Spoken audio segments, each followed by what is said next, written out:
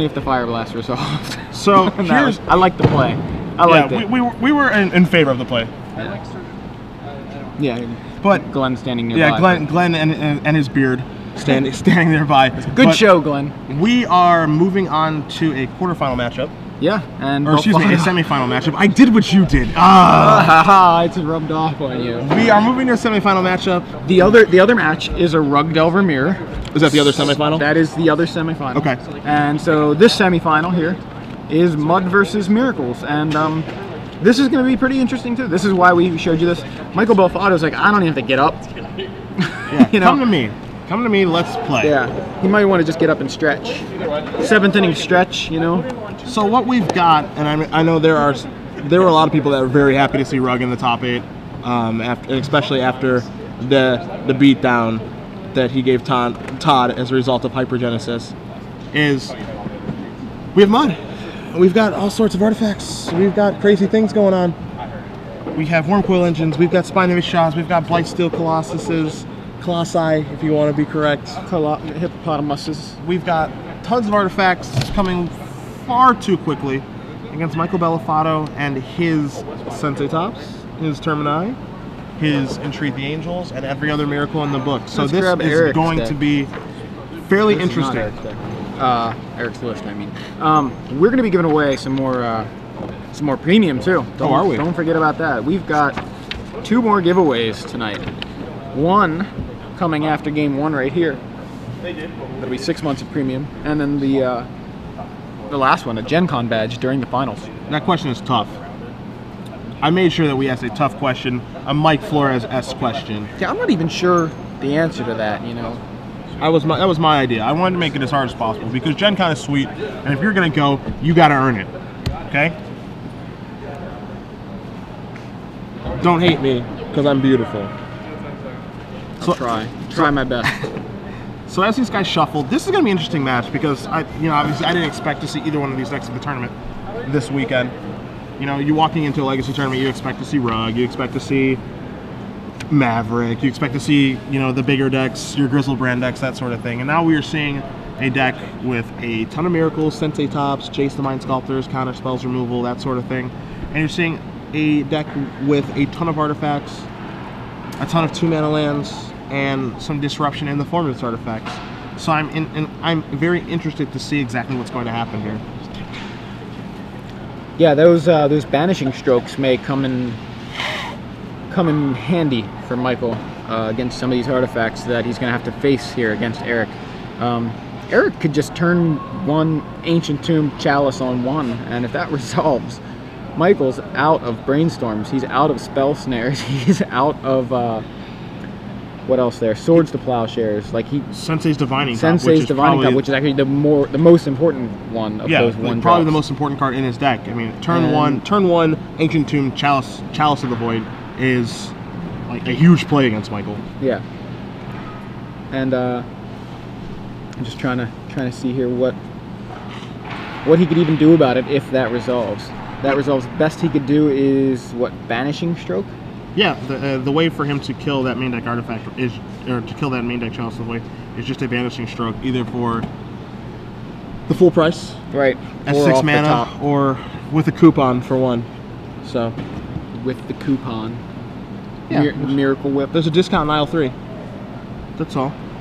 So it's going to be interesting. I mean, Chalice is a huge backbreaker. I mean, he has Forcible, obviously, and ways to deal with it. But but he's going to have them. That's the thing. Like, Eric could really presumably set things up to where he sneaks something like Chalice or even Trinisphere into play, and it's going to be tough for Michael to fight. And you know, nobody's rooting for Michael more than I am. I love the list, so it's going to be. Yeah, I mean, sorry, Glenn. Yeah, I apologized to you last time too. I like the list. I was rooting for the deck more than the player. You know? Yeah, sure you are. Sure you are. He's right there. He's right there, Joey. I like Michael too, but I just met him this weekend. I've known Glenn. So. I was just rooting for Glenn's beard. I didn't really care the outcome. Yeah. As long as the his beard, I think, won actually. Hard to say. It looks great though. I mean, these guys are shuffling up. Do we know if any mulligans has taken place? They're just drawing their openers right now. Okay. I mean, there are a lot of high impact cards coming from Eric's deck that are really good against Glenn. We've already talked about Chalice of the Void, excuse me, but I mean, a card like Staff of Domination can gain an advantage. He has one of those main deck. 3 China Spheres are going to make things much more expensive for Michael. A card like Cordortha Forge Master if it goes unanswered. So let's take a look at it. Turn 1. He's moving. Mox Opal into Ancient Tomb. Taps 2. Goes Lightning Greaves, not Chalice. It got tense there for a second. I mean, that's still scary. If he's able to get a creature like Metalworker on Lightning Greaves, no Swords of Plowshares, that's nothing to laugh at. Okay. Oh, there's a Spell Snare from Belfatto. No more Lightning Greaves on the table. Can't forget that Spell Snare is also gonna, it's gonna pull a lot of weight because it's also gonna counter Grim Monolith. It's also gonna counter Chalice on 1 as well. So it's gonna pull a lot of weight in this matchup for Michael. There's the top from Michael. Wasteland from Eric. Let's see where he's gonna move to now. This is like one of those, like, sit back, relax, and watch what Eric does, because his deck just has ridiculous plays. There's a Trinisphere. Michael, I think you want to counter that if you can. I think he does not have that option. I think he can Brainstorm. I mean, he has the. I mean, if he has a Brainstorm, he's going to want to use it now. Yeah, that's the. I think that's his blue card. That's his only blue card in hand. At least the peak that I could see. Peak that I could get from Michael.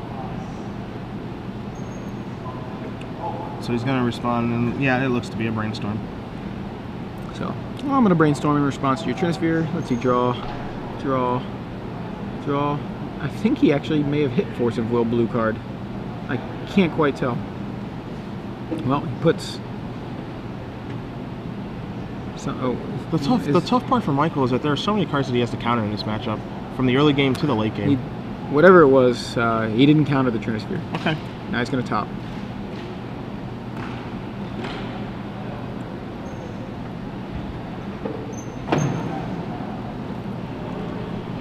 Spinning a top. We can try to make spinning a top interesting. Should we try? You have one to spin? It's tough to watch a top be spun and try to make it interesting for you guys at home. We're doing our best, I promise. Well, Eric goes, is that Great Furnace? That is Great Furnace. So Mox Opal's live now. It's like red artifact land. Yeah, he has three artifacts. And now Wasteland on the Tundra, which Michael uses to spin the top.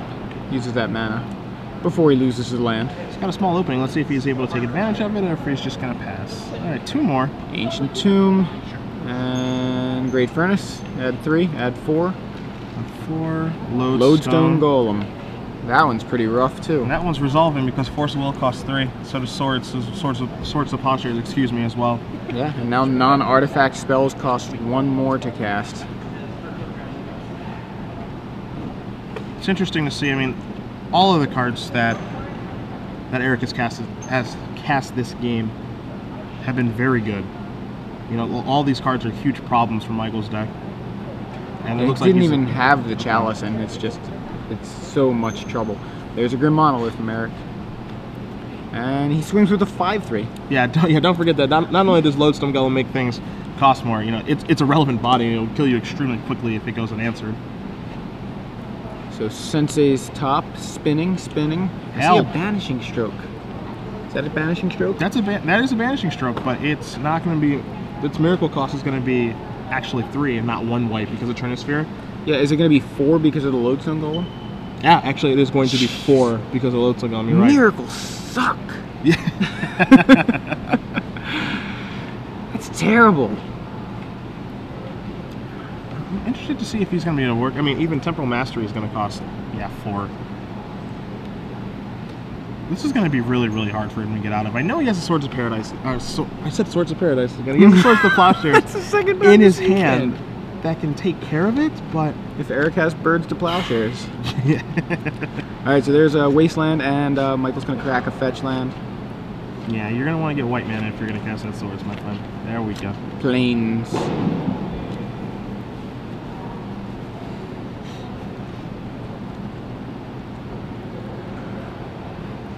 He's going to go Crucible of Worlds so that he's able to continue to hit his That land does drops. not cost an extra 1 because there's an artifact, That's but correct. it still costs 3 because of the transfer.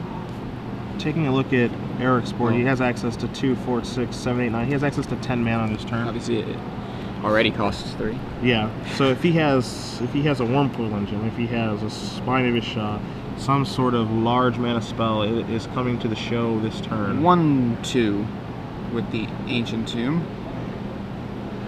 2 mana in his pool here. 3, 4, 5, 6, 7, and here comes a Spine. You think? What's the 7 mana? Huh? Oh, okay, 6. Oh, 7, 8. No, he's got 8. It's 8. Oh, just that guy. Sundering Titan. Oh, that's all. We're gonna play. That's Armageddon Titan. Yeah, Michael decides. I think we're gonna play another game instead. Yeah. How's that sound? Sundering Titan. Last time I played that card, it was in Tooth and Nail. Boo. Boo. Enters the battlefield. Choose a land of each basic type, then destroy those lands. Yep. Let's go ahead and rock and roll. 6 months. Who's getting 6 months? Who's getting 6 months? We have to ask them a question. Oh, we can't just give it away? We can't just give it away. We have to ask them. Alright, They have to work for it. So I tried. this is for 6 months of premium. You want to ask the question? We got it. That's right there. that's not 6. That's 6. Yes, There we go. It's late. Swords to Paradise. This- All right, I can't believe I'm actually gonna do this question right now. What power couple, Kim Kardashian and Kanye West is an example of a power couple? Brangelina, if you will, the Brangelina of Magic. Yes. Faced each other on camera in round 4 today. If you know the answer to that question, you win not 1, not 2, not 3, not 4. Not even 5. 6 months of premium. Yeah. StarCityGames.com. What power couple? Brangelina, Kim Kardashian, Kanye West, Rihanna, Chris Brown. Yep. Faced each other on camera in round 4. You answer that, 6 months of premium. So let's see, 6 months from now, we talked about this earlier. It's Yep. June, 6 months, we're in December. We are in December. We are getting ready to return to Guild Pact. I was gonna say we are in Ravnica. Yeah, it's Return to Guild Pact, right? It's Return to Ravnica, right? Return to Guild Pact, Return to Dissension. Isn't that the set? I don't names? want to go back to Dissension, No? actually. No? Nah, I like wasn't Dissension. really for me. I love me some Guild Pact though. It didn't stare you. Yeah, I love me some Guild Pact. So as these guys sideboard, I'm gonna go ahead and look at Mr. Belfatto's deck list to see exactly what he can do to turn things his way. And He needs a miracle. He does need He a probably miracle. needs more than the miracles that he had there. He's gonna need to cast more than one miracle. He's like Shattering Spree. and red mana to appear somewhere. Well, that's just, you know, details. Pivot You could just give Needle- him that mountain. You have a mountain in your hand. You I just do. Run it over. Pivot- I mean, aren't you a nice guy, Cedric? On occasion. You give him that mountain. Depends on what time of the day you catch me. Pithing Needle Okay, Pithing Needle. on Cardotha Forge Master, That could be good. among other things, is going to be fairly good if he wants Metal to lock Worker. down a Lightning Wait, Greaves. Oh, How does that? Not Metal Worker, baby. It's a mana ability. It is. Yeah. He can rock the Oblivion Ring, which I foresee him bringing in as well. Aethersworn Canis is going to have no effect, so you can ignore that. Negate is going to carry some weight here. Oblivion Ring. Enlightened Tutor, he has a small package. He can search for an Oblivion Ring, search for a Pithing Needle, and he has a Culling Scales on the sideboard. Now, what does Culling Scales read, Joey? That's the one that kills like the smallest thing in play every turn, I'm pretty sure. Let's see, Culling Scales. It's an artifact, costs 3, It's I'm been pretty a long, sure. long time The since I've seen artifact this card. costs 3 from Mirrodin, costs 43 cents, median price anyway. That's not that relevant, but it's a rare from Mirrodin. At the beginning of your upkeep, destroy target non-land permanent with the lowest converted mana cost among non-land permanents in play. So, actually, could come in. It could be good. It's decent. It's Yeah, decent. it's not. I mean, Michael doesn't typically have a lot of non-lands in play, although he's got to worry about the tops, you know. So, oh, buddy. Eric Fry with an explosive start. Turn 1, Ancient Tomb, into Grim Monolith, tap that for a Metal Worker. That's all I got. And just Belfatto there with an island. Oof, that's a good wasteland. Wastelands, the Ancient Tomb. Now it just depends on how many artifacts and what Metal Worker can do here. Metal Worker can kind of do a lot. I'm a little afraid of what's going to happen here. And there's the City Traders. And even Eric's doing some math. He's like, I can only access like 11. 2, 3, 4, 5. Hello. That's just 10 mana, no big deal. Yeah, no, I said at 11, it was 12. Just 10. Do you have 2 counterspells? Because if not, I think you may not win the game. There's the first force. He has 4 mana floating. Is that convenient? 4 mana. And 2 more. Worm Coil number 2. Second turn, Worm Coil Engine, hard cast. Oh. It was hard cast, it wasn't. He didn't cheat that into play. He cast 2 Worm Coil Engines on turn 2. Was that turn 2? That was turn 2. Yes. That was turn 2. This deck has some insane draws. Absolutely insane. I'm ashamed to have liked this Miracle deck. It looks very weak against Eric's deck. Oh, Metalworker adds 6. Oh my goodness. Is that it? Yeah. Yeah, that was it. That was turn 3 kill. very yeah, I mean, I guess Michael realizes how ridiculous that is too. I don't know how he wins. Like, Eric seems to constantly, either Eric's deck is ridiculous, which is probably true,